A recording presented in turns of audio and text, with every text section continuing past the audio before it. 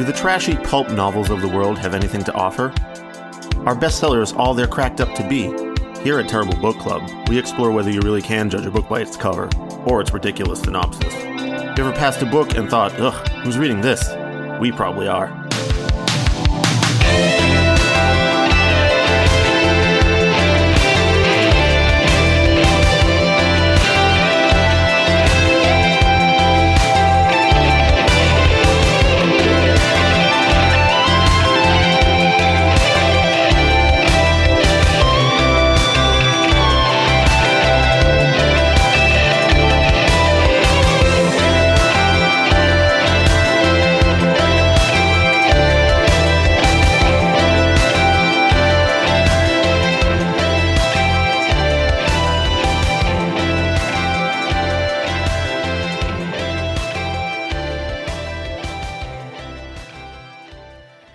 Hello and welcome to episode 107 of the Terrible Book Club.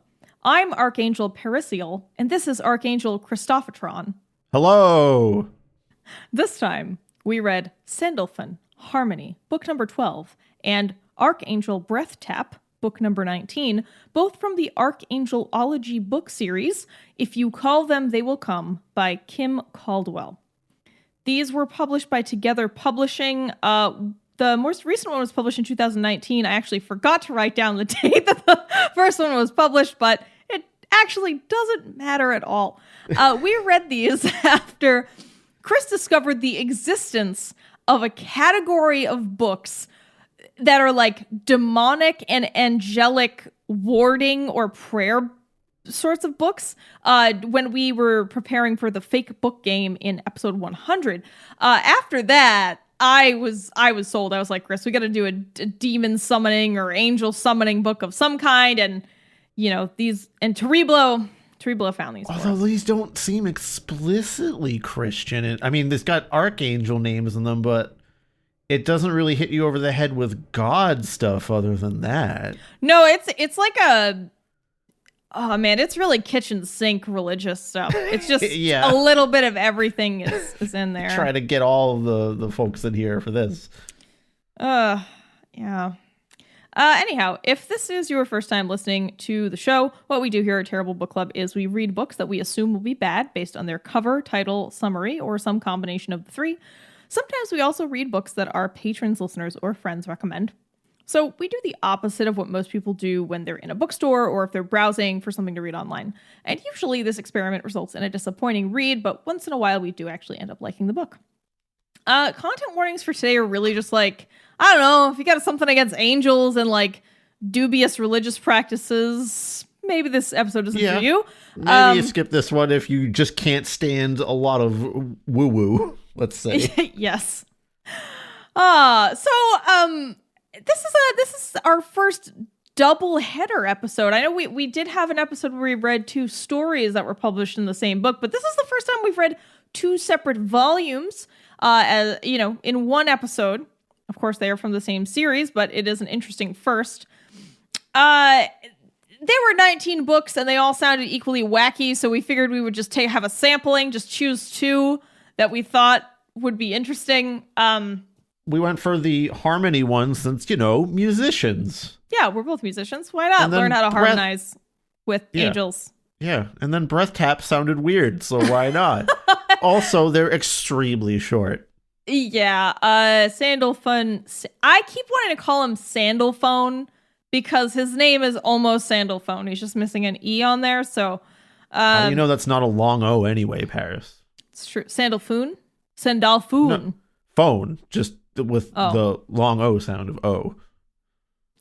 Well, a long O is an ooh. I learned it differently, I guess. Now How are we always having pronunciation art? Paris, every fucking episode you and I have to start with like, well, I said it this way. Sorry, I'm dying. It's too funny. Jesus Christ. Oh, I'm sorry. Jesus Christ. Is that how it's the proper Greek or something?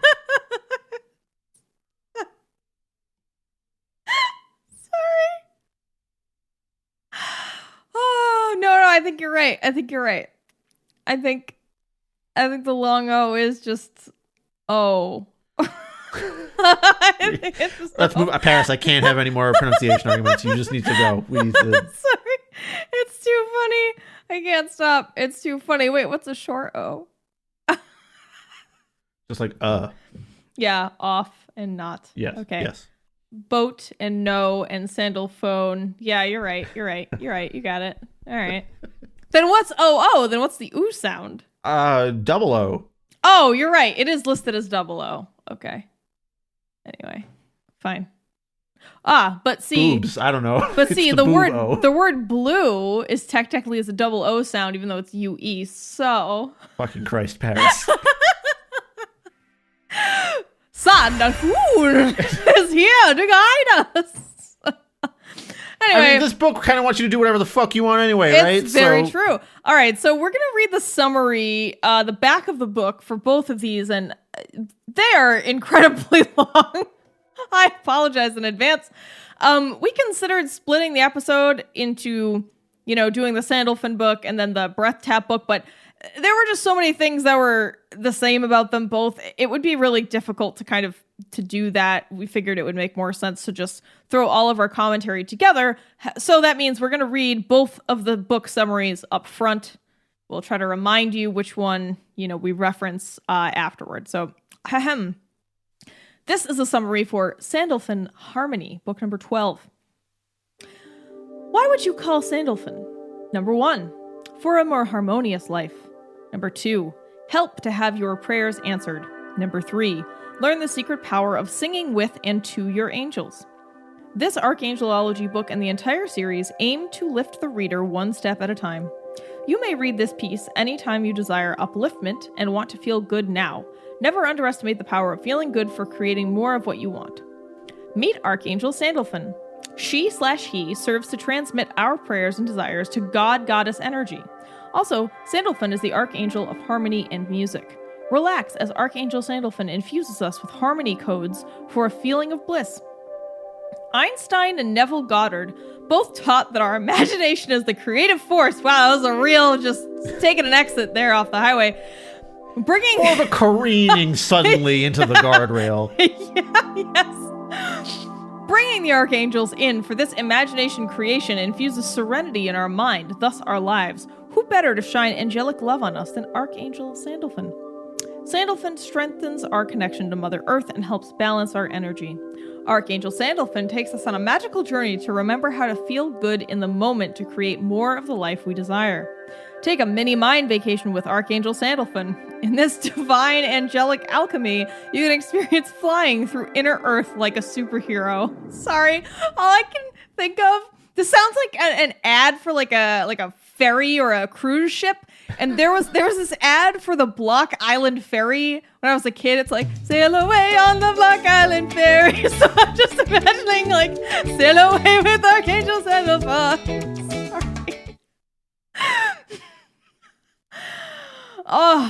Travel to the higher dimensions of love, light, and peace with the assistance of the archangels. Feel as crystalline energies infuse you with a youthful mindset and glow. Archangel Sandalphon also shows us how singing to and with our angels allows us to connect quicker and stronger.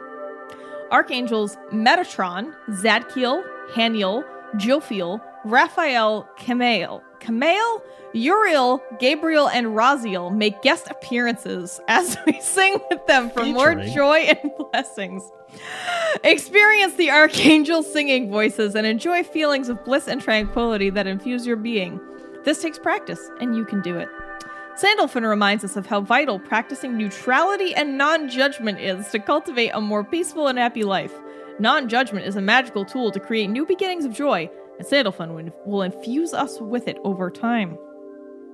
Focusing on these practices will help you shift and refresh your consciousness, thus becoming a magnet for confidence, peace, and prosperity.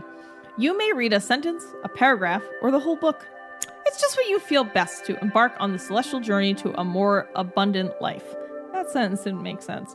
There is no wrong or right way to use this tool. The only thing recommended you keep in the forefront of your practice is to ensure you are enjoying the process.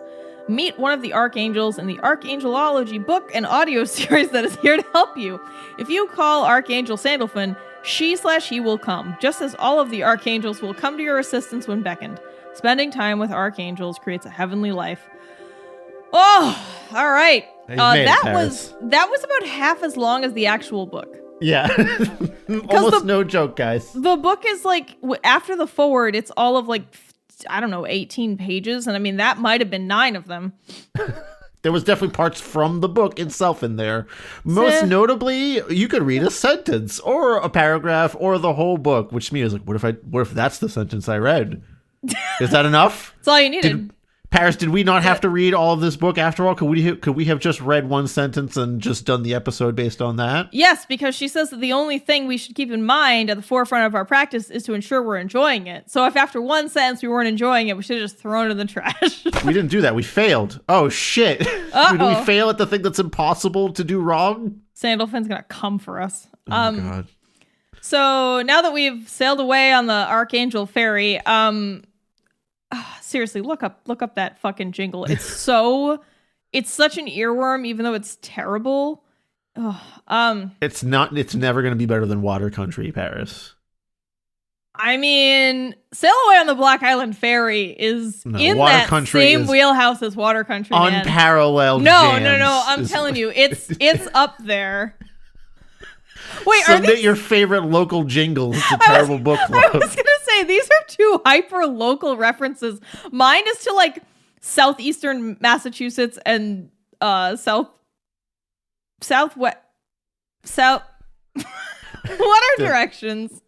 I guess southwest. No, southeastern Mass and southeastern Rhode Island as well. That doesn't really make... Oh, well, Massachusetts is a dumb shape. Whatever. The border between Rhode Island and Massachusetts and all the towns therein, that is the area I'm discussing. I'm talking about. And Water Country was kind of a all Massachusetts thing, because I remember the Water Country one too. I mean, I never got to go to Water Country. I just got to experience the sheer joy of its jingle. Oh, it's I in New encourage you Hampshire. listeners to check out the Water Country theme because boy, oh boy. It's in New Hampshire, so it's probably New England. So okay. Anyway, back to books. All right, the next book. Yeah, that was read. one summary. we have a second summary, you guys. It's for Breath Tap. How many fucking minutes are we into this thing? Oh, we're like 10 minutes into the episode. We haven't even begun. Good.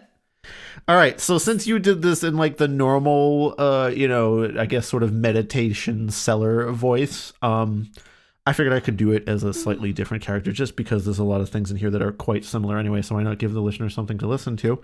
So I will take the alternate character of a Wild West snake oil salesman for this summary instead, Paris. Yee fucking ha.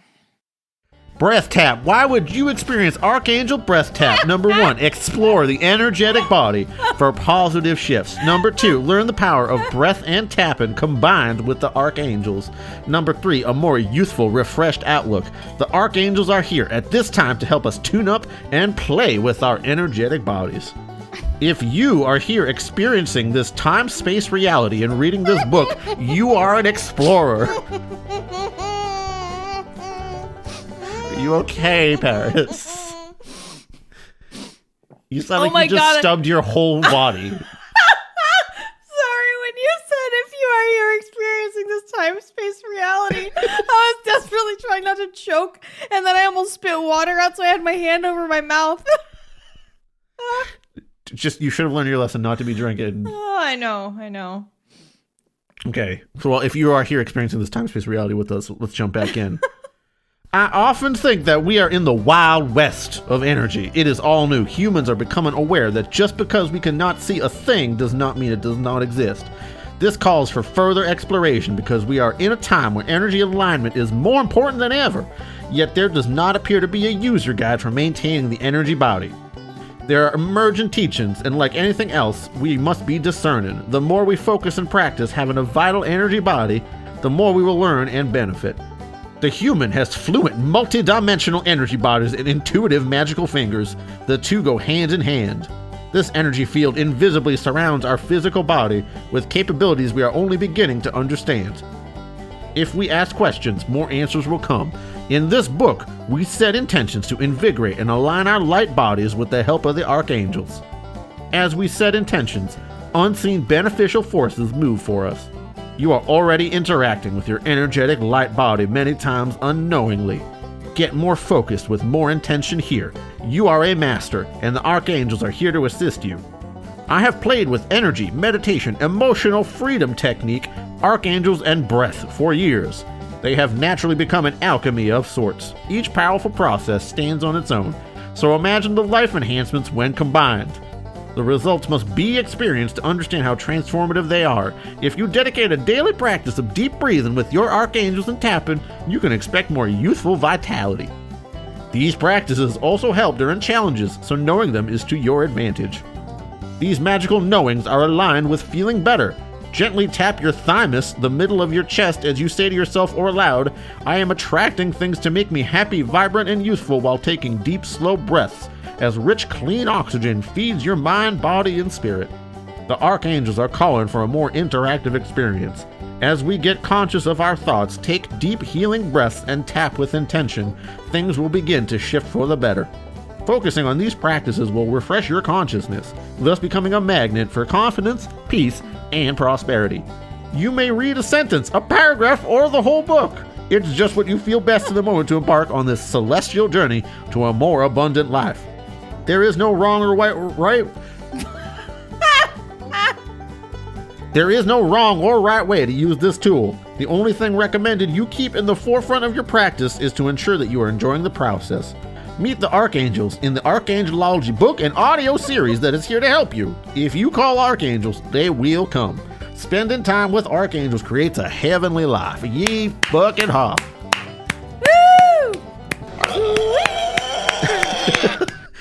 I liked how in the middle of the summary really it well goes done. randomly into a piece of meditation practice and then immediately jumps back out. Very indicative of the book overall. Yeah, I was gonna say this just reads like part of the book. Again, why would I even buy this book if the summary says tap on your chest and say this thing and breathe? Excuse me, your thymus.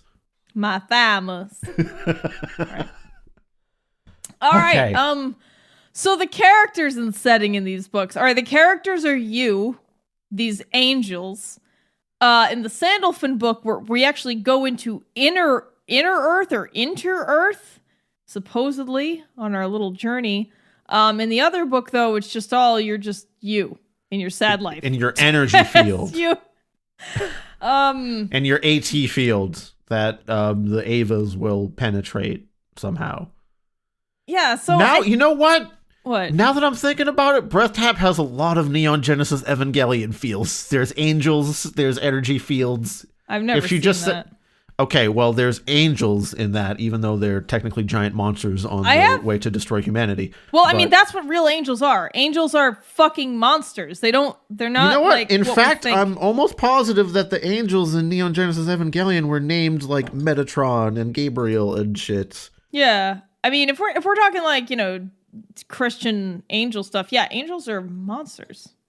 Well, then you should maybe check that anime out if you want to access your AT field. I should say they are monstrous looking. I should correct myself. Not that they do monstrous things. Oh, yeah, Sandalphon is totally in Neon Genesis Evangelion. Maybe this lady watched Neon Genesis Evangelion and she was just like, I gotta work this into my life. I don't know. All right, Paris. Well, actually, there's a segment in the Sandalphon book about singing out and calling out to all the archangels. There's like an archangel roll call in there. Did you catch that part? There is. It's true. Would you like to sing the archangel roll call? Yeah, you know what? Let's fucking call these angels. Okay. This is an excerpt, and we are going to read it and follow these instructions. Archangel Sandalphon reminds you when you go into fear. I guess we're going into fear recording this episode of Terrible Book Club. Take a deep breath.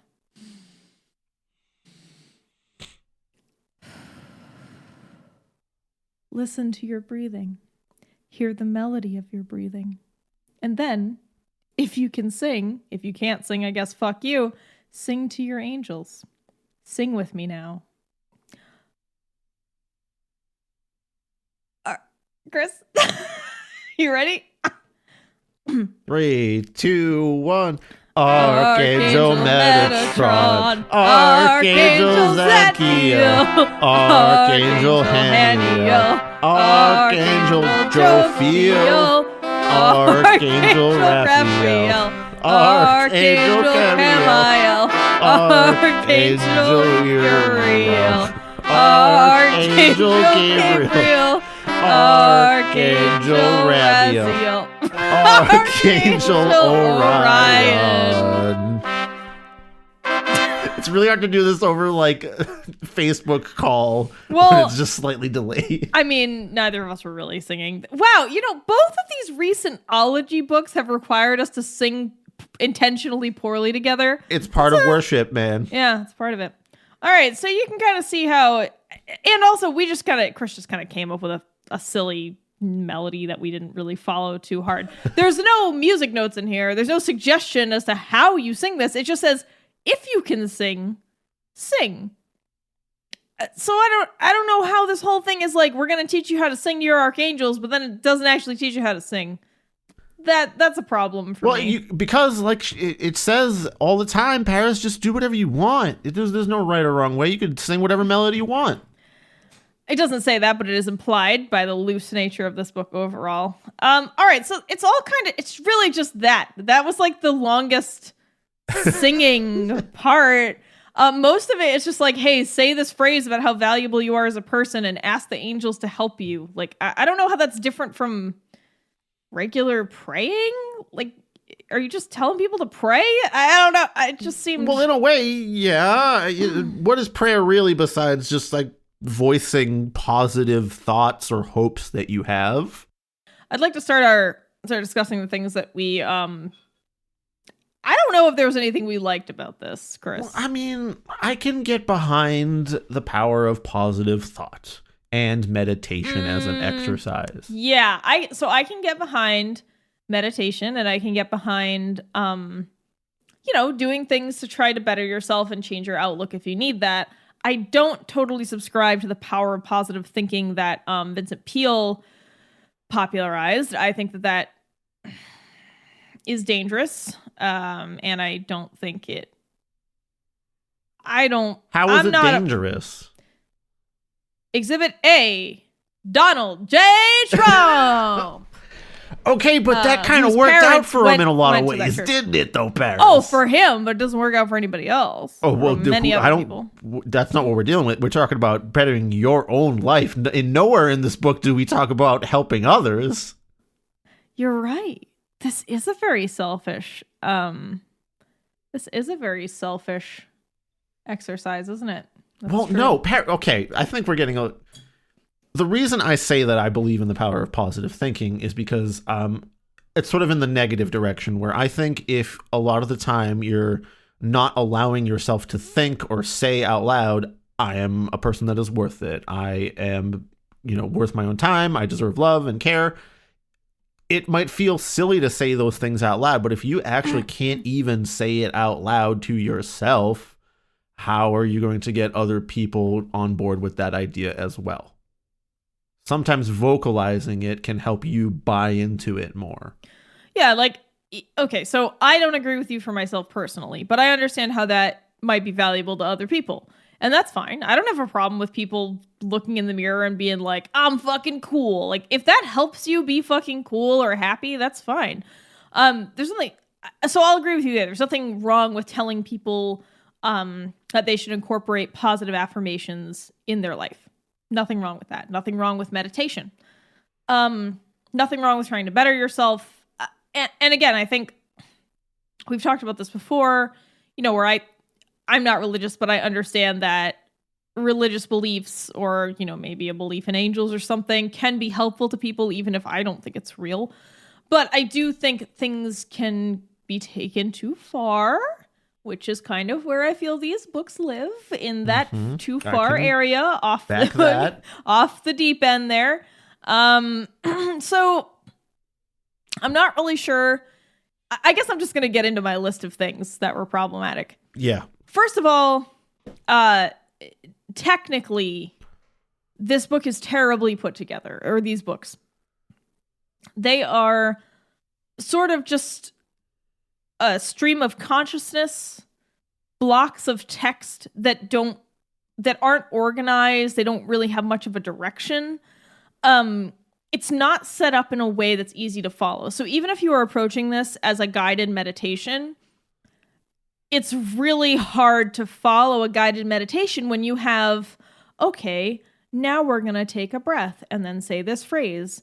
And then, hey, did you know this random fact? Also, dolphins are here now. Like, I just don't see how... And I'm serious, there's a part where there's dolphins. How about crystal divas showing up? Crystal divas, yeah. I just don't... I guess the dolphins are part of the meditation, but I do find it very jarring because why would there be dolphins? Anyway, it's set up in a way where there's no like explanation of why the author thinks this works, and then the guided meditation. It's all just jammed together. It's not sectioned off. I mean, there are a bunch of errors in terms of sentence structure. It's not well written. Very often... she'll be like, let's start the meditation. And it is extremely unclear as to exactly where the parts you're supposed to be saying something out loud are versus when she is going back into explaining the meditation, or even when we've left the meditation and we're just talking about the background knowledge of archangels. Yeah. And I think the reason for this is because in one book, the editor is cited as Grammarly, that browser extension that edits your texts and emails. And in the second book, the editor is Grammarly and Claire Caldwell. And I mean, holy shit, Miss Caldwell, Kim Caldwell, you need a professional human to edit your work, not some AI program for like email or chat messaging or your family member who arguably does not know what they're doing. If you hired a professional, they could have formatted this in a way that at least would be a helpful meditation exercise. At least in the, I should say, at least the Sandalphon one would be. Personally, I find the content reprehensible for a variety of reasons that we'll get into. Not for me, and especially in the other book. But I think the Sandalphon one is just like, hey, you want to go on this like kind of fun, kooky Lisa Frank, themed meditation? Great. It just would have been so much better if it was formatted in a way that you could actually follow. It's just a mess. You should fire Claire. Please don't use Grammarly for any more of these. Well, Paris, it's interesting that you should say that it's hard to follow in this medium, because there are indeed, as noted in the summaries, audio portions of this. We didn't check out if it's just the text verbatim yet. And in fact, later in this episode, I think it would be a good idea for us to check out the audio portions on air. Okay. Because I couldn't also understand. I don't know, based on what I was reading in the books, if it's just the text of the book in audio format. It seems there might be some kind of custom music as well. Oh boy, yeah. Yeah, so this brings me to my next sort of technical point, is that if you're doing some kind of meditation exercise, it should be short enough that you can memorize it, or it should be in audio format, because it's really hard to keep looking back at a 20 or 40 page text while you're trying to do a meditation. Like, how are you going to take me out of the physical plane when I have to keep referencing the physical plane to follow the meditation? To me, it doesn't work. And I understand not everybody who has their full hearing, meditates. People who are hard of hearing or deaf meditate. And again, I think if there's just text that you can read and memorize, that works fine. But even in the Sandalphon book, which was shorter, I think it was about 25, pages or so, the whole, like I said, sort of Lisa Frank styled adventure you go on, is a good 15, 18 pages. And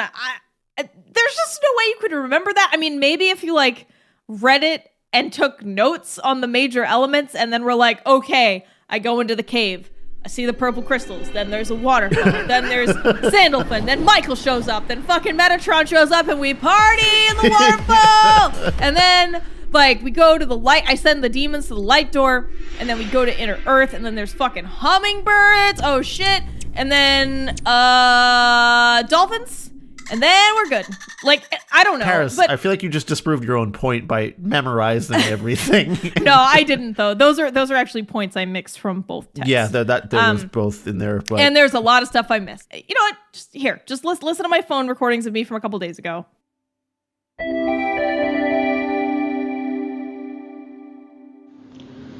Okay. Apparently, Archangel Sandalphon wants to take us on a divine journey now to help us have more connection and more bliss. And remember how to connect to the music of the universe. Archangel Sandalphon, please come into my life. Please help me and take my prayers straight to the goddess energy. Please help me remember to connect with high vibrational music and sound more often to calm me and heal me. Alright, apparently Archangel Sandalphon is appearing right before me, and they gaze upon me with love and knowing. Archangel Sandalphon gently, melodically speaks to you and reminds you to connect to Mother Earth and the heaven. To see a beautiful beam of light starting from the core of Mother Earth and beaming up at you, take a deep breath. This divine energy flows all out through your center, stabilizing you, balancing you, and goes up into the heaven. As you feel completely relaxed, at peace, and blissful ease, you see the cave entrance, and Archangel Sandalphon lets you know that you're going to take a magnificent journey. Sandalphon takes your arm to steady you as you are as steady as you can be, and you look about in this cavern, this cave, and it's covered with the most divine crystals, sparkling, healing amethyst crystals. You've heard about the beautiful inner earth and that it exists. You relax, and you follow the path. The caves. You go deeper and deeper into the tunnels. You go deeper and deeper along with Archangel Sandalphon. Sandalphon takes your hand as you both gently start to float through the cavern, through the caves, and you start to move more quickly now, and you swim and you glide. You are holding Archangel Sandalphon's hand, and you are feeling light as a feather. You are feeling high on delicious, fresh inner earth air. You see the crystals sparkling. You feel their energy infusing you, and you start to notice flying beside you beautiful, beautiful little hummingbirds. At least they look like hummingbirds. You feel better as they start to come closer to you, and your body starts to tingle and vibrate.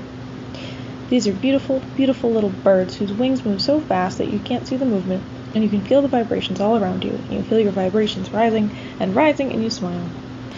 Yes, and you are floating and flying with these beautiful, angelic, celestial beings and the beautiful, tiny hummingbirds that are surreal. The whole scene feels surreal to you, and you take a deep, healing breath.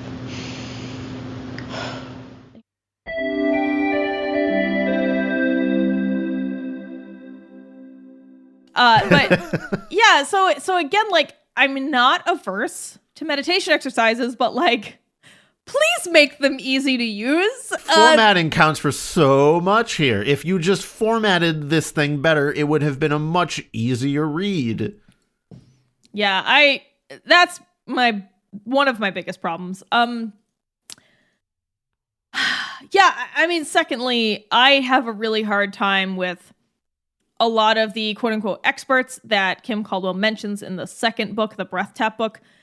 Everybody that she references is just kind of like a, woo-woo sort of, I don't know, man. Look, obviously, there's no way to prove or disprove these things, but people that really are just selling some zany forms of hope to people that I think are a little disingenuous. Let's just say that. First two things I look for in any kind of promise like this, where it says we can help fix a lot of things, is if it's an extremely generalized sort of, can you fix pain or discomfort or emotion? Like if they're trying to cast a huge web on it. And also, if once you start reading, it's like, give it a lot of time and patience. Also, do it however you want and feels comfortable for you, which essentially means there's no system there. And it's just kind of do what you want until you feel better. Right? Like, but we just couch it in this like weird terminology in this case about angels and like the emotional freedom technique stuff with literally just capitalizing those three words and making an acronym. And somehow that legitimizes it. Yeah, there's technique, like you said, there are nuggets of good things in here, like positive affirmations and meditation, but it's unfortunately mixed up with all this dog shit, and I wouldn't drink that dog shit smoothie is kind of like, even if there's apples and blueberries in there, I'm not going to drink it if there's dog shit in it. And that's how I feel about people like these experts she references. Again, you know, if you really believe in fucking angels, that's cool, but I think that believing that angels are going to solve all your problems is where it goes too far. Yeah, and that's I don't even have a problem with all the archangels out here doing whatever. Fine. That's fine. If you want to imagine that, if that helps you like feel better about yourself and your life that you're living, go for it, dude. I don't care if you have to like imagine the Ninja Turtles popping up and like personally high-fiving you on your way out the door to work or something. It's the same if thing. that works, go for it. It's fine. No shame. Exactly. But it's when you start selling a book for like, even if it's just, what was like $4 a pop or something here? They were $4.44 each. I'm sure that's some kind of magical number. Oh, yeah, sure. But at the same time, just selling that and then saying like, yeah, it'll fix whatever as long as you give it enough time and you're like looking for it, which basically means activate confirmation bias now, please. Yeah. Oh, and speaking of the promises it makes. So this is another thing that I worry about with these sort of self-help, self-improvement books that are, you know, a little too off the deep end on the whole magical, I don't know, the whole magical stuff. They make all these promises, but then there are these big disclaimers at the beginning that say, this is just for entertainment. But then the entire book is making you promises about how this is going to fix your life. And that's just really, that's fucked up. Because, you know, legally you can say, well, there's a disclaimer at the beginning. But like, what person who is maybe desperate, maybe feeling a little hopeless, maybe depressed, you know, maybe just down on their luck, who picks up that book and looks at the disclaimer on the back cover, the front, like the inside front cover? No one does. And if they do see it, they just go, oh, well, I'm sure they have to just legally put that there. Like, it's not actually doing anything to dissuade people from getting fooled by this. I mean, her website and others of this author's books have things about like how the archangels can help you with your money and like more prosperity doctrine stuff. And just all of that is such bullshit. Oh, when it starts getting into like the help you with your money stuff, I just get such creepy crawlies. And help you fall in love, help you get money, help you whatever. She has an angel for everything. The moon, when she runs out of names, she goes to sun angels and moon angels and like, I don't know, Pokemon blue angels or something. Charmangel. Charmeleangel. Charmeleangel. Charizangelard. Squirngel. Flangelon. Bulbangel. Bulbasaurangel. Pikachuangel.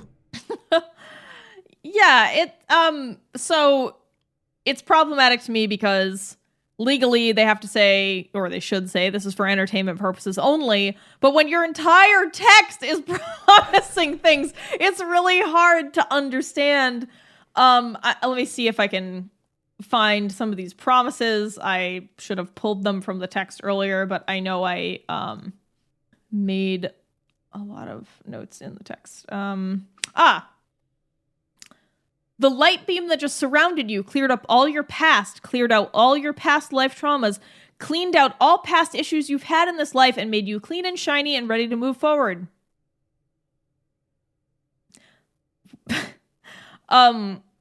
I don't know. We don't have to be afraid of our problems. We can call on the archangels. We can call on all of them anytime we need. They can help us. They can lift us, and they can help us understand the problems present. The problems present us with opportunities. Sorry, poorly written sentence. So my other issue with things that just advocate kind of prayer and hoping and saying things is that it doesn't tell you to actually do anything to change your problems. And most people's problems, I would say most people's problems that they, you know, perhaps might be upset about, a lot of them can be changed by them taking actions in their life. You know, and not all of them, of course. You know, we have poverty and war and racism and all kinds of things. But I just feel like a lot of people that get attracted to these books are just sad because they, you know, don't have a girlfriend or boyfriend, or like their mom died or something. And it's just like, no amount of positive affirmations and talking to angels is gonna fix that. Or like they don't like their job, or they want to raise. Like I just, to me, a lot of that stuff is about changing how you think about it, and also there are things you can do in your life. Like, I'm not going to make more money by praying to an angel. I'm going to make more money by changing my careers or something, you know? Listeners can't see what I'm doing right now on Chris camera, doesn't like which what I'm is saying. just like frantically doing the like weighing kind of motion here, because I half agree with you on a lot of that. Again, going back to the fact that I think that, for me, the power of positive thinking comes into refusing to cut yourself off immediately. A lot of people have a tendency, and I see this a lot, especially as a music instructor, they have a tendency to just be like, oh, I can't do this. It's pointless for me to try. And they won't even begin to take the first step because they cut themselves off with negative thinking.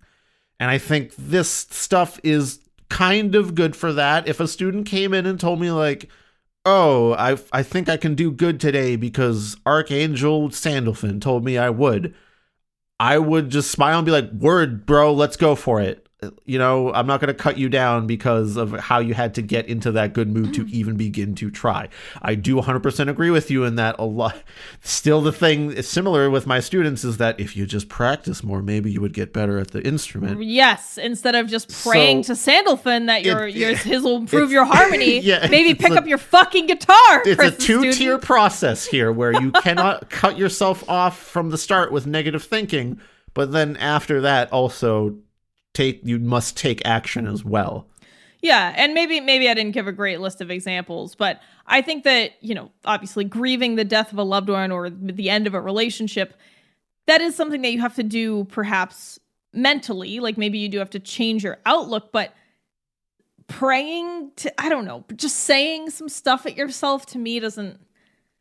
Are you addressing the actual problem, or are you just making it go away? Because this kind of shit to me reads as, we just need to make it go away and forget about it. When in reality, if you have emotional trauma and things that, you know, maybe you can't take action in the physical plane, but I mean, take action in like, you have to think about why that's a problem and address those issues and see a therapist maybe.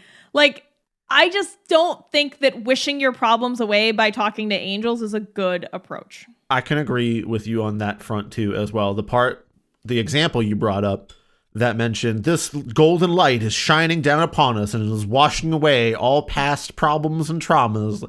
That's not really the greatest way to move past that stuff where you're just saying, well, this archangel removed it for me. I don't even have to think about it ever again. If perhaps you said the archangel will give me the courage to examine this problem more, yes, and allow me to be safe and understand that I will be safe as I examine myself because this is my own mental space and everything, maybe that would be a better way to go about it instead of just like, and then we're clean of every problem in our brains. Yeah, that messaging bothers me. The whole just shove your problems in a closet and set the closet on fire. Like that's, I don't know. Excuse me, Paris, let a beam of golden tube light shine upon you and yes. Clean and shine them away. Oh, I mean, there are also, I guess, do you want to, I don't know. I'm trying to think of how I want to segue into this. I don't know that there is a good segue into this, but,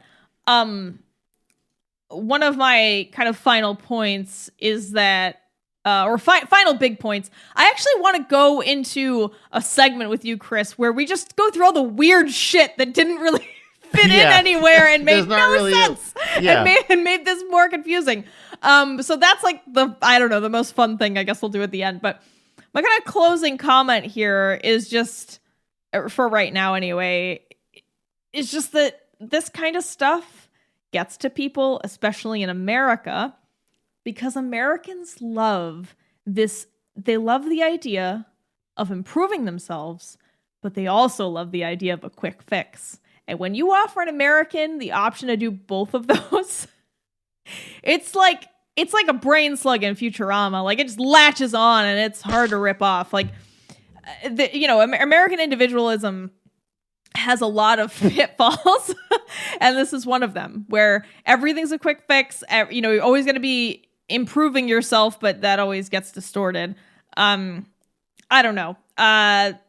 And I know a lot of people are like, oh, what about like American work ethic? Work hard. Maybe you have to work for a long time. That's not compatible with a quick fix. But in reality, a lot of people want a quick fix. Maybe that's not just an American thing. That could just be a human thing. But, if you have an option to go to therapy for 5 years or fucking talk to some angels a couple times a week, like you're probably going to be like, oh, talking to angels sounds cheap and easier.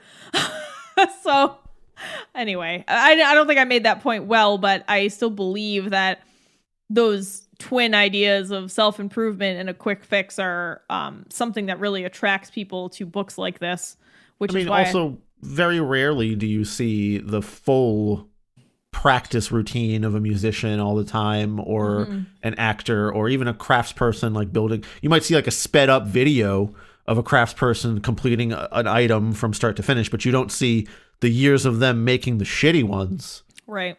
You don't, whenever we see a super talented musician, very rarely do we see them practicing. Even musicians' YouTube channels, you don't usually see them doing hours and hours and hours of practice there. I've seen a couple of things. I saw Adam Neely do, it was like 5 hours of him sitting there playing major scales essentially, and that's it. And I mean, I wonder how many viewers he got on that, because I bet it wasn't like a super interesting thing to watch the whole time, but that's what you got to do. Not just with, I keep going back to music because that's just what I know the best in terms of an educational standpoint, but just like with anything else, exercise, weight training at the gym, learning to write better or do art, or even, learning a new language, some new engineering, whatever. There is hours and hours and months and years of toiling away before you get anywhere near good. And yeah, I was going to say, I can think of someone who actually does post like their daily practices and failures. My friend Ashley, she's oh God, I'm going to say this wrong. I want to say she's a weightlifter, but that's probably not right. Powerlifter, Olympic weightlifter. Kind of forget what exactly she's doing, but her Instagram feed is just like every day, her picking stuff up, putting stuff down, her failing, her dropping stuff, her talking about her struggles with certain parts of form and like how some injuries she's had to work through and stuff. And yeah, I always think about her, like her Instagram feed, whenever we talk about things like this, because you're right. So many people don't post their failures or their relentless practice. They only post their shiniest, best takes, right? And she's really good about not doing that. And I think it shows a remarkable vulnerability, especially on a platform that's so visual and is so obsessed, and in a time where maybe not a time, but in a time where, I don't know, man, people be creepy. Women's bodies get focused on a lot. I don't know if I really want to go into like a tirade about this, but yeah. Especially on Instagram. Yes, that's kind of what I was like I meant like on a platform where women's bodies are overly sexualized and kind of paid more attention to than elsewhere. Yeah, so it is rare. Anyway, Ashley's pretty cool if you're into like girls picking up stuff. Her Instagram handle is Smashley Svendby. It's SMASHLEY SVENDBYE. Her last name is very Norwegian. Anyway, sorry, that was kind of a tangent, but I just was like, hey, this is a good example of not that. Go like maybe check out how she messes up and still perseveres there. Mm-hmm. Also, don't be weird at her, weirdos. Yeah, please don't be weird. Be nice. She will snap you in half if you are, but she is. I don't know that she would, but she is capable of. Certainly.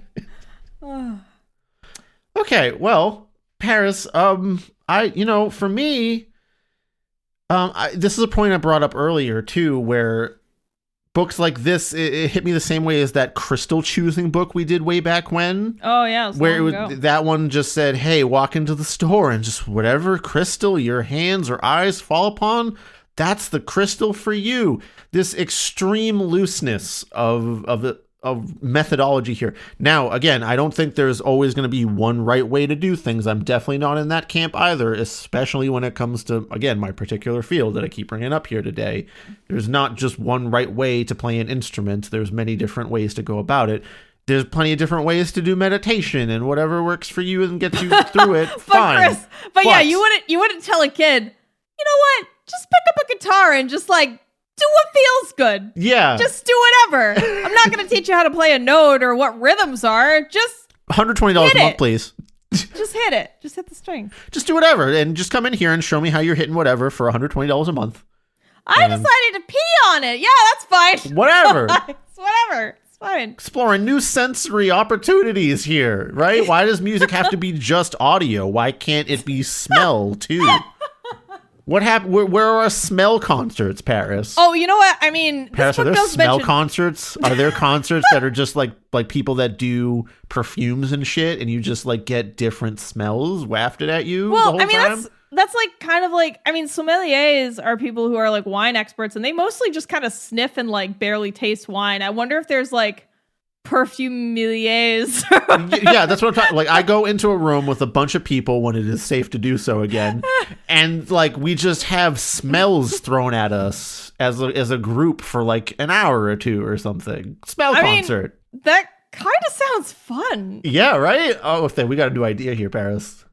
It's a smellathon. Yeah, no, it's a smell concert. I've coined that. I like that better. It's like, I just like we set up a big pair of fans and like, here's oranges, here's flowers, here's a 3-day-old egg. I don't know. Maybe there's got to be some shadow in there to make the light feel better, right? Like, oh my God. What if it is a smell concert where like you construct a smell symphony where it's like a second of orange followed by lavender and then lemon and listeners, you can't see me sinuously moving my snake hands to demonstrate the smell concert notes. I'm a smell DJ, Paris. Oh my God, this actually sounds fun. Okay, somebody has to smell be jockey. All right, this sounds like something that's already happening in like Belgium or something. I don't know. This has to be happening somewhere. It's gotta be. I'm just thinking about the large scale like arena format where you like just everyone gets like washed over in like this person's like smell symphony. With their orchestra of like fans and I don't know, jars with farts in them or something. This is great. Well, I'm sure we've just made someone a millionaire. All right, moving on. But yeah, back to my original point of like there being no really logical system here to follow whatsoever, where it just tells you to do whatever you want that feels good. I feel ripped off when I read something like that where are you offering me no guidance whatsoever? Here's a point for you where in one of the meditative practices for in the Sandalphon book, there's a line here that says, raise your vibration and lift your vibration up to higher dimensions.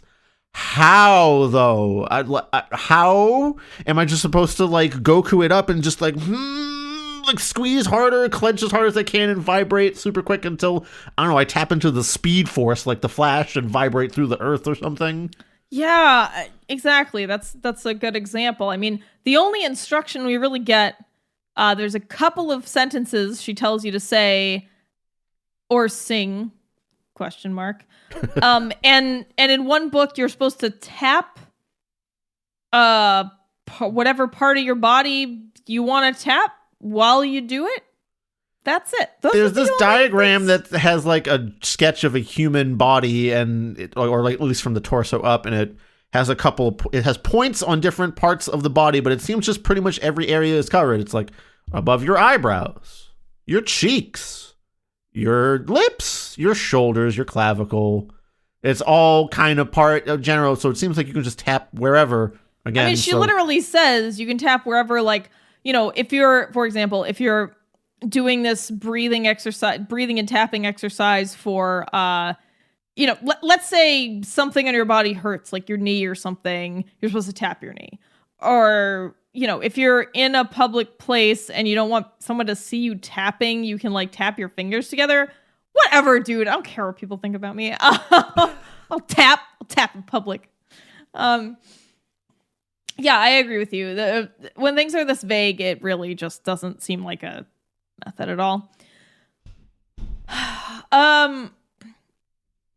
Do we want to? Do we want to just go into like the weird things section of these books? Yeah, I think we should just do like sort of the random smattering of kitchen sink shit that we get in here, and then I do have an idea for a closing segment as well that we can do. All right, I'm gonna start off just because I have a lot of things off the top of my head. So in the beginning of both of the books, Caldwell states like, oh, the angels aren't male or female. They're she/he. And God is God or goddess, she/he. It's like, do you know about the pronoun they? You can use they, and it just flows so much better in a sentence. They, their, them, theirs. Much better than having to read she/he the whole time. That was a small thing that was bothersome. Secondly, we have erroneous Einstein quotes. Unfortunately, famous people are often misquoted, and there are quotes that like other people said that are attributed to them, even though they never said them, or they take things that the person said out of context and make it sound much flowery. And this book actually, both books, I think, have two fake Einstein quotes. So this is another time where I was like, if you hired a real editor, that probably wouldn't have happened. They could have just Googled it and seen that it's not real. Yeah. This is honestly one of my favorite like social media meme things ever is famous quote attributed to the wrong person with a picture of a third also wrong person on it. Yes. So in this one, she has, logic will get you from point A to B. Imagination will take you everywhere. Einstein. And like, Einstein did say something sort of similar, but he didn't say it like that. He said it in German, probably. Yeah, I don't know if it was said in English. That's a good point. He basically said something about like, imagination is also important. You can't just be smart, is kind of all he said. So I don't know. I guess the gist of what he said is there. The other one was much worse. The other one is just straight up like no one thinks that Einstein actually said this, and unfortunately I can't find it right now. I don't know. Some other like, here. There are only two ways to live your life. One is as though nothing is a miracle. The other is as though everything is a miracle. That's just a quote that's falsely attributed to him. No one knows who actually said it. It doesn't sound like something Einstein would ever say, according to people who study things that Einstein said, not and just according to me. Steinologists out there agree. He didn't say that shit. Throughout these, I guess I'm in the Sandalphon one first, just picking up on like weird things. There's a part where you're soaring through this like, I don't know, inter-earth cavern. And she writes, suddenly there's beautiful hummingbirds. At least they look like hummingbirds. I was like, oh shit, what are they? Oh no. Don't like leave me in suspense like that. I thought this was supposed to be a safe place, and now I don't know what these hummingbird-alike things might be. Oh, also, we return to Maridonia because she tells us we're coming into the fifth dimension during that meditation. Wait, isn't that like the telepathy dimension in Maridonia too? Yes. What is it with 5D and like telepathy? It must be some woo-woo practitioner shit that's common. There's like, and then you're doing this meditation and she's like, the angels telepathically let you know things. And it's like, but if we're both in this other plane of existence, why are they going to do it telepathically? Why is that important? Well, 5D is telepathy, I think, right, Paris? That's how that works? And then there's like just things that catch you totally off guard. So, for example, this is in the middle of the whole Sandalphon cave thing. Archangel Jophiel smiles at you and lets you know all that you need to do is call in your archangels anytime you feel like things are bogging you down. If there are entities or there's a ghost or there's anything around you that's no longer for your highest good, call your archangels and ask them. Ask them to take these entities to the light. Ask them to take these ghosts to the light. Do not fear these entities. Just call for help and know it is coming. What? I really just like the offhand ghosts. Just, like, hey, you got some ghosts? The archangels can fucking bust your ghosts. Don't worry about it. Like, what? Bustin' makes me feel archangel-y. there's like this, it's really this kitchen sink approach to mysticism, right? We've got like our breath tapping, emotional freedom technique stuff. Chris, you can We've talk got our about angels. the word. Are you talking about the word that we both were like, what? Oh, this is kind of separate from the point I was actually about to get at. Sorry. But okay, so at one point, out of nowhere, and Paris and I both had to look this up because we're like, there has to be something here. It can't just be some made-up word, right? She asked, you're in the middle of a meditation, and she says, practice your ho'oponopono, which is a Hawaiian word for self-forgiveness. Great, but you might want to provide some context as to what that word means. Yeah, and what it is, and like, how can you just say that and expect people to know what you're talking about? Maybe it was covered in an earlier book or something, but I don't get the feeling that we have to take these books in chronological order. No, it doesn't seem that way at all, because they all start with the same forward. There's the same intro chapter or two on all of them. Yeah, there's also all these weird sorry, this is just going to be us throwing out weird shit in these books. There's a weird section in the Sandalphon book where it says, Archangel Sandalphon explains to you that one of her/his gifts is that of music, and that listening to music is just as important as creating music, and it is a divine interaction. Much of the music that we love and listen to we have helped to create. What?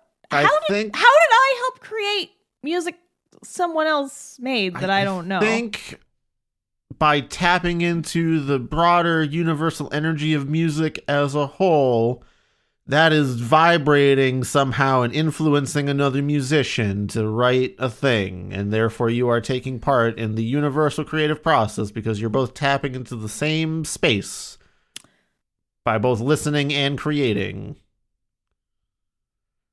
Sorry, I just don't buy into that. Well, no. Here's another random thing that I thought was kind of insidious in this, actually. Your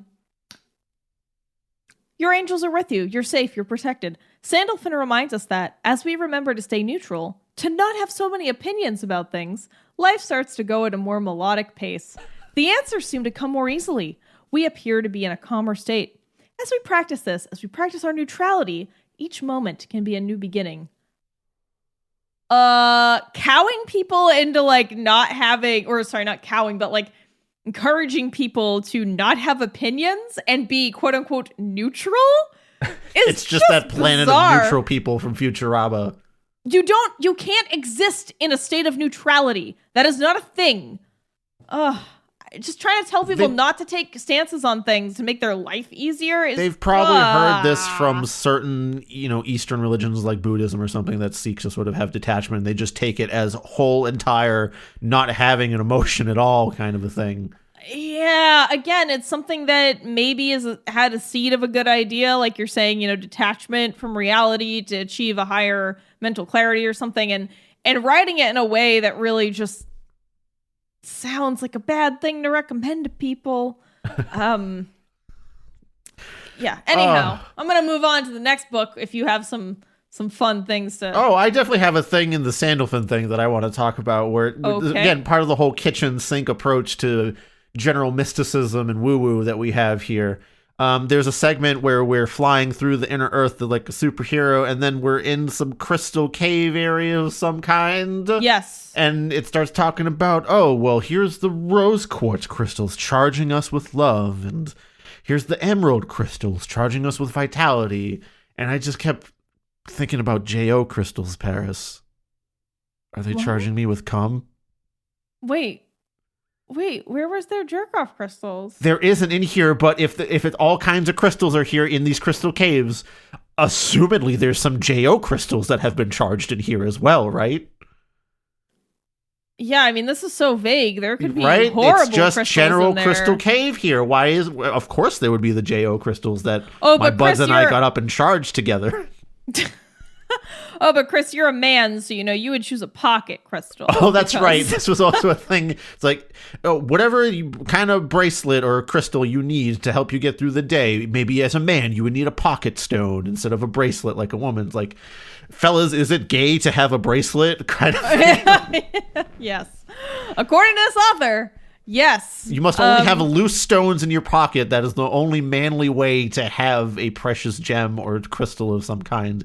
But also, I think in the Breath Tap book, it mentions there being divas in the crystals. There's crystal divas. Yeah. Hang on, I'm actually in that book right now. Okay, Paris. So there's the crystals can charge us with certain things. Are the divas part of that? Are the divas charging me? What are divas? I don't know. It says that there's divas in the crystals, Paris. Yeah, they're there. They're just in there. Don't worry about it. Is there a J.O. diva crystal, perhaps? Oh my God, Chris, remember in the crystal healing book, we found out that our crystals are alive? Maybe it's because they're full of divas. Especially the J.O. ones, I'm sure. Oh, it says that the divas aren't stuck in there. It says that they move in and out as they please. Again, okay, J.O. crystals. Yeah, they're charging them up, right? Like, so I think maybe a J.O. diva is just what OnlyFans is all about, right? Like, that's what that is. Yeah, once again, we have something that randomly appears that is not explained. Divas and crystals. Ho'oponopono, or whatever. Sorry, Hawaiians. Ho'oponopono. Ho'oponopono. Okay. Like, you can't just drop these concepts or nouns and not explain them without any context. I mean, especially when you're throwing so much at us, especially in the Breath Tap book. There's just so much shit in How here. about you talk about the one, like, extra out of nowhere inclusion that had you laughing, Paris? Oh, dude. Okay. All right. This is like, so something that somehow tends to just go with people that believe in these sort of alternative religious takes is sort of this like belief in animals as pure, non-human animals as like pure and helpful and perfect beings. I'm really generalizing that because I'm not really sure how to say it, but I think you know what I mean. Nature, animals, cute. So you're reading this book, right? And you're like, all right, fucking archangels, sick, cool. In the Breath Tap one, it doesn't mention anything about hummingbirds. There's nothing about anything like that. This is more about breathing and dealing with your problems and tapping on yourself. And you're just reading along. I'm just going to read this part. When we sing to our archangels, they feel us and respond. If you would like to learn more about Archangel Sandalphon, the Angel of Harmony, they have their book and audio for you, just like all the archangels we have discussed do. Each one is waiting to go on a marvelous adventure with you for your pleasure and enjoyment. Let us now pull in some divine dolphin energy. Huh? What?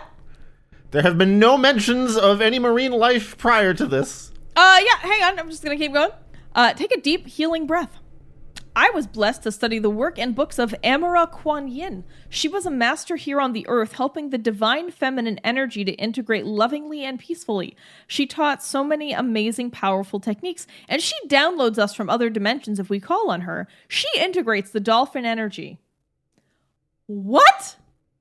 I think she downloads us? Yeah. Also, what is this lady's dolphin thing? Could you give us, like, a couple sentences about fucking dolphin energy? Because that really comes out of nowhere. I don't think I want any fucking dolphin energy. Especially. No, I don't. And this is like another. So anyway, she like tries to tell you to incorporate fucking dolphins and tells you that you have your personal dolphin guide. So here's the thing with dolphins. Dolphins are not cute, cuddly, happy creatures. This is a myth perpetuated by Big dolphin orcas. Well, no, it's a myth perpetuated by places that keep dolphins captive and use them for entertainment and profit. It's in their interest to make you think that dolphins are happy and cute and you can like hang out with them. So dolphins are incredibly intelligent. They are one of the most intelligent animals. And they can learn a lot. And I think for some reason people think, oh, they're smart, and I see them in, aquariums and stuff, so I should be able to like communicate with a dolphin and it would be like cool to hang out with them. No, dolphins are also apex predators. They're also vicious and aggressive. And that includes sexual aggression. Hate to say it, but dolphins are not cute and cuddly, and you would not want them showing up in your mental meditation, is what I'm saying. Like, maybe, like, I could see integrating them if you could, like, see them in the distance, jumping during a sunset. That's cool. You know what? You want to experience dolphin jumps at a distance? Cool. Awesome. Dolphins swimming with you, even in your mind? Terrible. Don't do it. They will bite you. They will kill you. They're not cute and cuddly. So for me, it's like especially weird that the dolphin gets chosen as like dolphin energy, big dolphin energy. I don't understand why we're going. That was a comment here. Actually I made. Paris is like literally the only thing this book is missing is big dick energy in terms of its like mystical power energy subset. Well, we've got big dolphin energy. I guess, yeah, we're replacing it with that. And, they got those too, so. Yeah, dolphins are, man, they're real sexual. Hate to bring it up. Say, dolphins, not cuddly. Yeah, I mean. Or too cuddly, in fact. Yeah, too cuddly. So we get no explanation as to like why big dolphin energy is a thing now in this meditation. Just comes out of nowhere. Dolphin just comes in, rips our arm off, and swims away with it while we're reading, which is what this felt like. Stole all my JO crystals. Yeah, and my divas ran off with them. He's really into this one JO diva on OnlyFans, and he just had to have that crystal. Oh, only angels. Angel fans? Angel fans. Angel fans. Yeah, there are other concepts that just come up and are never explained. For example, Chris, what the fuck are light codes? It's like cold light beams to me. I don't know that. Oh no, I don't know what light codes are. Again, it's just general like energy fields and tap into this higher plane. But it doesn't even try to really explain anything. Because there's nothing to explain, Paris. It's just like, do you feel it? Oh, I think okay, do you know about the thing where some people have a running internal monologue and some people do not? Did you not know this? What do you mean? Some people don't think in their minds? Okay, there's plenty of people out there that... So, are you the type of person that when you're going out through your day, there are sentences in your head that you are speaking to yourself? Oh, yeah, of course. I mean, everyone does that. No, not everyone does that. No. What? No. Some people just, like, have emotions or images or pictures instead of words, or they just don't have that at all. How do you exist? I asked Triss because she's one of them. What? She let me know that. And she's a non-thoughter? No, I can't believe you kept Paris, this from me. It's not a not thinking thing. She must be stopped, Chris. No, we can't let her live. It's a different way of, like, it's a different perception of reality. And I'm wondering if this sort of buying into, like, higher vibrations is just, like, some people have this overactive imagination part of their brain that can really feel these higher... they're misinterpreting just sort of calming down a little bit as being elevated into a higher plane. Look, man, I'm not a neuroscientist. I don't know. But, yeah, you just had it revealed to you that some people don't have a constant inner monologue. Yeah, that's actually kind of breaking my brain right now. I was also confused when I first heard that as well. I was like, how? I don't understand. And then I do have thoughts sometimes that aren't sentences in my head. They're just imagery, or right? Like your mind's eye. No. I suppose that you don't have you see pictures in your head of things to... I mean, if I'm like trying to... Okay, well now we're getting into... Am I just... Clearly, you don't I need more big dolphin energy in my life. Apparently you're extremely literal and word only types of thinking, or maybe... Are we surprised by this? I'm not surprised by this. That flavor of broken. That's fun. Okay. It's not broken. It's just different. Yeah, I know. It's a joke. I know. It's a joke. Self-deprecation jokes. My specialty. Don't cut yourself off with negative thinking, Paris. Let the Archangel Zadkiel come in and take away those self-deprecating joke thoughts. You're bathed in a golden Right. And then a dolphin comes by and pisses on your face. And it goes, I'm stealing your crystal. I can't do dolphin noises. That's the best I can do. Paris, do you have anything else to say before I move us into what I will hope will be our final segment? Oh, sure. There were very few things that I agreed with. One of them, though, was she says, feeling good emotionally is so valuable and worth every effort. And my note was, fine, I agree with you. Fine, I guess. So one of the funniest, like, out of nowhere parts was, so Chris was talking earlier about how there was like a diagram of like the torso and head of a person, and it had all these arrows pointing to parts you could tap on or whatever while you're meditating. And one of them, there was a hand diagram, and it was like, we start by tapping on our karate chop point. You really couldn't come up with side of the hand? I'm sure that it's like anterior, you're in the anterior side of your hand. Is that right? Yeah. You know what's funny about this, Paris, is at the guitar school that I teach at, we have a series of books, and the page on palm muting says, use the karate chop point of your hand to palm mute the guitar. That seems like a very strange way to talk about the side of a hand. Maybe I'm wrong. Maybe it's not the anterior. It's basically Sorry. because most people don't know what anterior or exterior means, so you have to tell them like what side in a very colloquial way, and that will guarantee that they use this, as you say, outside, or actually the inside portion of the hand, you could say, the one that faces your body commonly, as the point of contact, and not the one where your first finger and your thumb.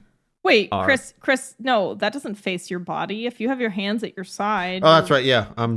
Yeah. Well, that makes it harder for anterior, exterior, because you can twist your hand and it can face either way. So you have to be very specific.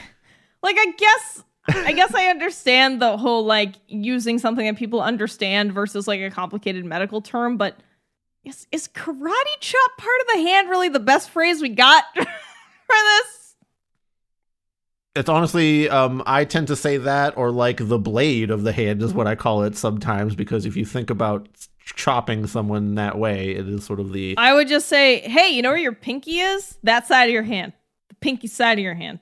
That's another way to put it. It's brilliant. Pinky side. Solve this problem immediately, Paris. Yeah, karate chop just seems kind of just fucking weird. Let's see. What else we got in my random bag of nonsense from this book? Right, so now I'm going to read a selection. You may also tap on fear. Try standing in a cold shower, because cold showers are super powerful for turning on chemicals in the brain that get rid of anxiety and fear. Actually true. I looked that up because I was surprised. That is a thing, apparently. Another great place to tap gently is on your back, right where the kidneys are. The kidneys... Oh, fuck. The angels took my page. Oh, they don't want you to continue, Paris. The kidneys in some traditions are known to be the area that holds fear. Okay, we all know that fear doesn't live in the kidneys. That's all right. Better take them out. If I took my kidneys out, Paris, would I be a man without fear? Yeah, you'd be fearless. Because I would be dead. But this is a great example of how sometimes there's nuggets of truth, but then you immediately get smacked with some fucking nonsense. All right. Take a deep healing breath while we are discussing this. The kidney area is at the top of your buttocks, near the lower back on both sides. You can put both hands back there and gently tap while taking deep healing breaths. As you tap, say, Archangel Uriel, please help me to release any fear from my energetic body and have great peace. Relax and smile as you're creating excellent energy flow. Take deep, healing, slow breaths. Breath tap is a beautiful way to gently move the energy through your body while setting intentions for how you want to feel emotionally. And if you experience any fear, tapping with your deep, slow breaths is a wonderful way to pull yourself back and then to activate your powerful imagination to take yourself to a happy place. Try this tapping process in a cold shower for just 30 seconds to a minute if you want to chase off anxiety to create a space for good emotions. I have had great success with quick cold showers, alleviating anxiety for years. It is a bit of a challenge to get started, but yet well worth the effort once the magic starts happening of a lighter mind and mood. Yeah, I don't know. Do you have any other comments before I go into the can we fix it part? No, I just had, Paris, I think based on how loose this whole meditation thing seems to be, I figured you and I could just lead the listeners on our own guided meditation experience. I'd certainly have one on hand that I could take us through. I don't know if you could as well. What are you taking us through? Well, I would, just a guided meditation, just off the top of my head. I'm just making this up as I go along, really. Oh, actually, I do have one other thing. You can hear these lovely phone recordings of me talking about my experience trying to follow the breath tap method.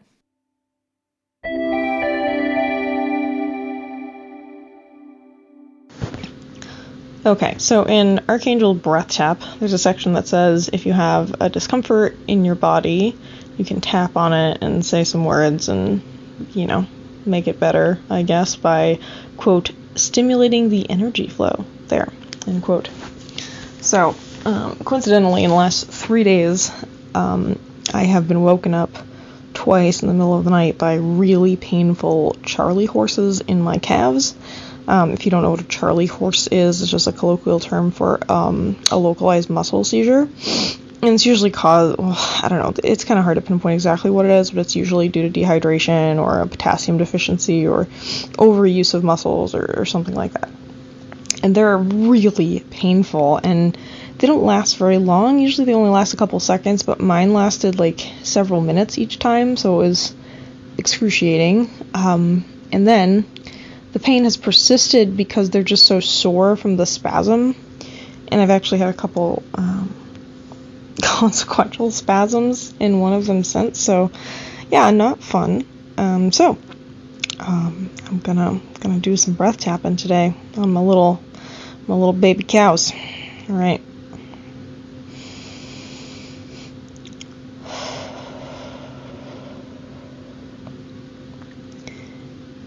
Even though I am experiencing this discomfort in the body, I still deeply love and accept myself.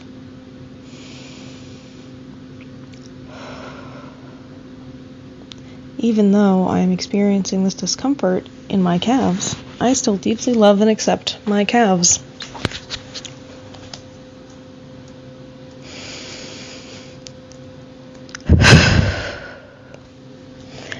Even though I'm experiencing this discomfort in my calves, I still deeply love and accept my calves.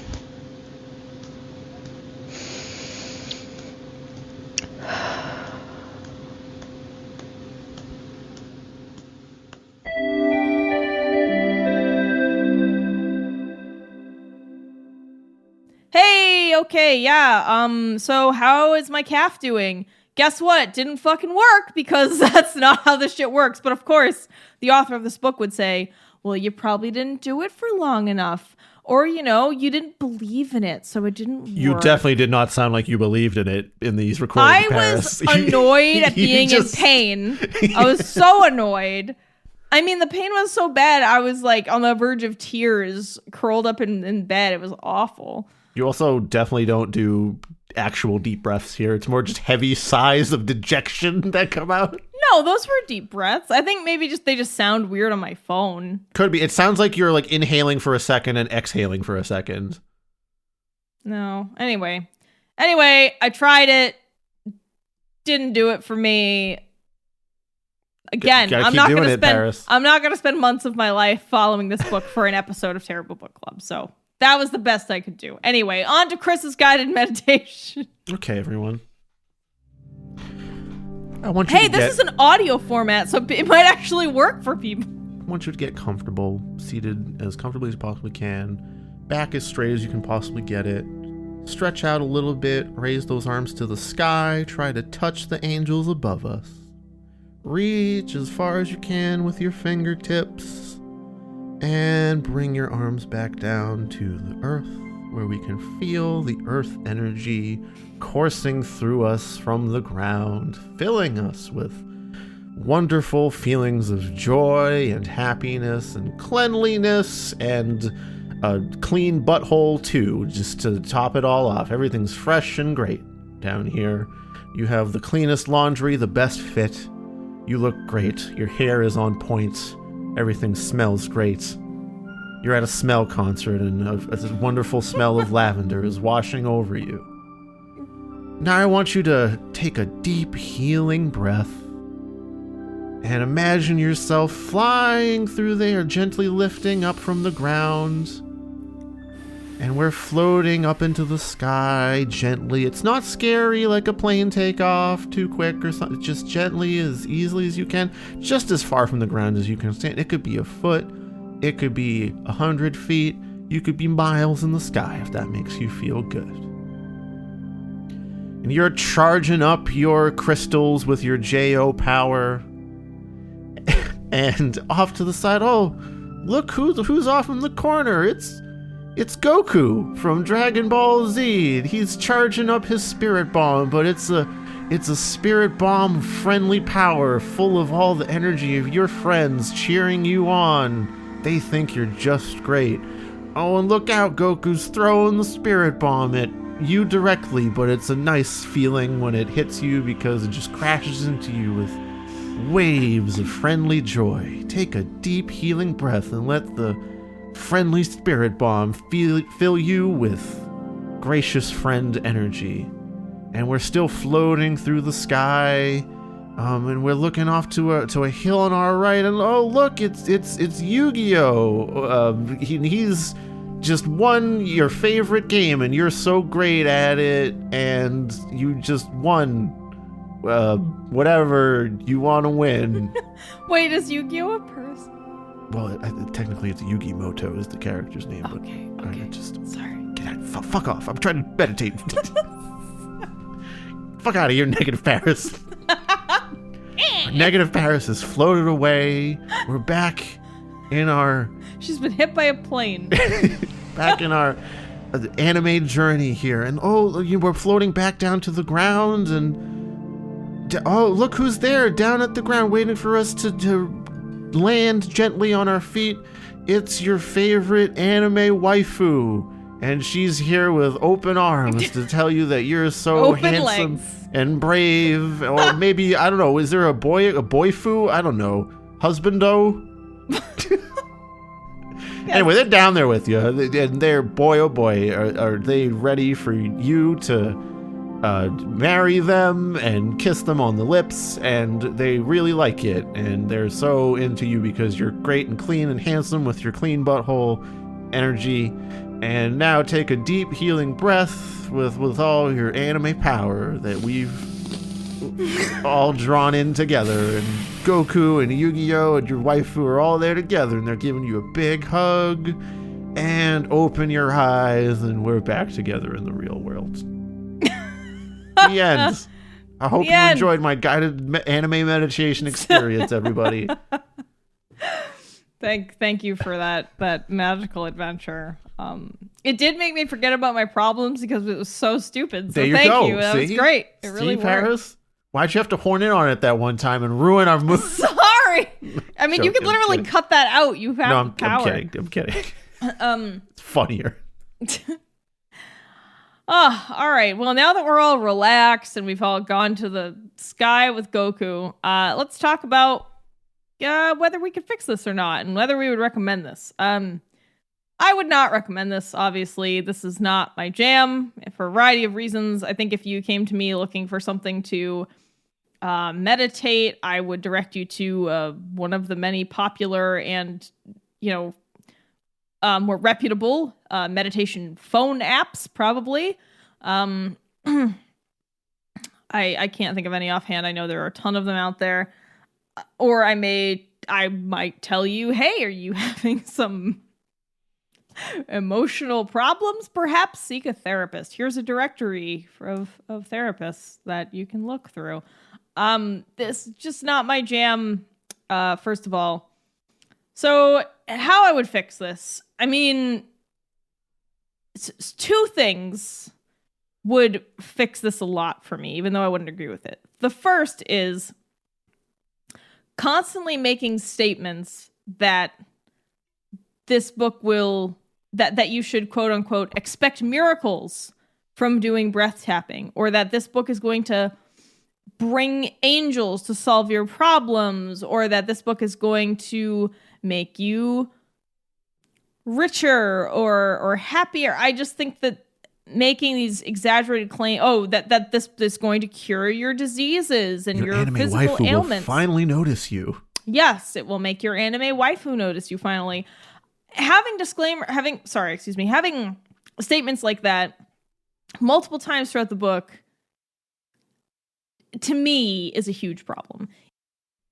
I don't think that having a disclaimer at the beginning, but then having 10 or 12 promises of magical healing and stuff really works out.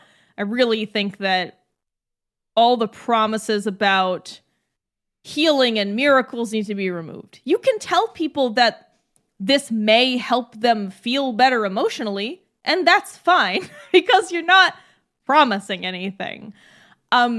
Secondly, another thing that would have really improved this book, again, was editing and structure. So if the first part was like, hey, this is my theory on like energy and angels. Doesn't have to be really complicated, just anything describing what this woman believes, and why, cool. And then the second part could be, all right, these are the meditations, and they could be like spaced out and structured. Would have been good. Also, I feel like making the meditations so long that you can't memorize them makes it really hard to visualize and kind of close your eyes and disconnect if you have to constantly reference a text. So it might have made more sense for this to just be an audio exercise and to never actually be in print. Or perhaps it could be, the explanation could be in print. It could have the print and then say, this also comes with a free audio track, because I actually don't know if the audio tracks are free once you buy the book. Yeah, Paris, you know what? We didn't investigate that. I'm going to go check that out right now. All right, cool. Yeah, so the rest of the show stuff. Yeah, and like third, I just wish the framing was different. So one, as I said, I really don't think it should promise healing and enlightenment, enrichment, and protection. It should just say, hey, do you need to calm the fuck down a little? Do you think angels are kind of fun? All right, sick. Let's go on this positive meditation exercise. And if it was actually formatted in a way that you could parse it, it'd be, meditation has real benefits, even if it's just a fantastical and sort of silly story, even if you want to include your dolphins. But a meditation exercise shouldn't make lofty promises about prosperity, curing of disease, finding love, etc.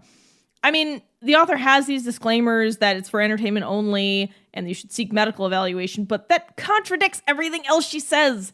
And I mentioned this earlier, but it's like if people are looking at this, they see those disclaimers and just write them off as like, oh, I'm sure she has to legally write that.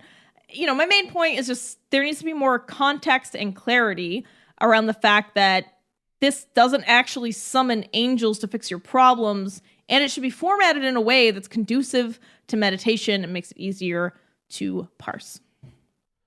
Paris, I have news for you in that It seems like these audio things are sold on Amazon Music as albums. For example, there's the Activate Your Abundance meditation audio program, which promises to help you tune into your money frequency. Oh, boy. You can buy individual tracks such as Introduction or Day 1 to 4, Connection, Day 5 to 8, Embrace, Day 9 to 12, Divine Love, and so on and so forth for 99 cents each, or you can buy the whole album for $8.99.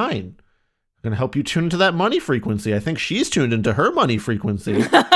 Oh, hell yeah. It's available on Bandcamp too, Paris. Oh, Get some of that Bandcamp Friday shit out here for $11.11 over here. Kim Caldwell is selling everything over here on Bandcamp, and oh boy, is there quite the artist picture here. The goddess code Lakshmi Prosperity was released in May 2020 for $8.88 USD. So yeah, she's on many platforms. These audio programs. Can you play them without? Oh, you can totally play this one without purchasing. So we can totally. This is a 45-minute track here, actually, on this one, Paris. Boy. So let me ask you this here, Paris, before we go. Obviously, we're not going to do a 45-minute one here. No. But perhaps for Patreon? Oh, yeah, perhaps. I think it's a little bit too long. I mean, there's a 5-minute one here, too, as well. Well, actually, this is a whole album full of... Yeah, I think this should be some Patreon content, so why don't we segue nicely into... some of that. Oh, God. All right. Well, I'm going to thank our set of archangels, our patrons. They're our fucking patrons. They're not angels. Thank you. You are angels to me. Thank you, Archangel Dari, Archangel Greg, Archangel Will, Archangel Veronica, Archangel D, Archangel Jared, Archangel Lynn, Archangel Sinya, Archangel Yakub, Archangel Bobby Blackcat, Archangel Jensina, Archangel Mayo Cat, Archangel Elliot, Archangel Kieran, Archangel Martin, Archangel J, Archangel Scott, Archangel Luchek J again, Archangel CTAP 1, Archangel Pancake Ronan, and our newest Archangel, Miri. Thank you so much, Miri, for becoming a patron. We look forward to having you along on this meditative, terrible book cave adventure. If you also want to help support the show and be an angel, you can subscribe to us on YouTube. You don't even have to watch anything on YouTube. You can just subscribe to us there. That's fine. You can donate money to us through Patreon and gain access to fun things like videos of us if you want to see our physical forms rather than just, hearing our energy through your ear holes. There's also outtakes and other random audiovisual stuff on there, including our newest content series, The Lost Pages of Maradonia, which is a fun, interactive thing we have. Trying to make it interactive. Yeah, trying to. So only you can make it interactive, patron. Yeah, you don't have to be a patron. Honestly, just go over to Write with Transformer and maybe send me a lost page of Maradonia, listeners. Yeah. You can follow us on Facebook, Instagram, Twitter, and Goodreads. If you're on there, you can send us messages through those platforms, or you can email us at terriblebookclub@gmail.com. Most importantly, though, it'd be really nice if you could leave a review, perhaps on Apple Podcasts or anywhere you decide. Most importantly, though, we would love if you reviewed the show, perhaps on Apple Podcasts, or shared it with your friends. Maybe just tell at least one person about it if you don't want to share it on your social media. So yeah, that's it. I think that's it for us. Hopefully we will not be faced with another ology next month.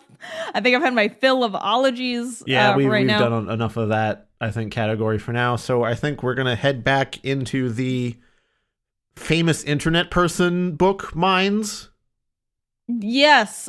We actually had several people request that we read a book by this internet person author. So we are doing that for the next episode. I won't reveal who it is, but you'll find out in 2 weeks. All right, Paris. See you next time for that. Oh, all right. Good night, all. Good Bye-bye. day. Good morning. Goodbye.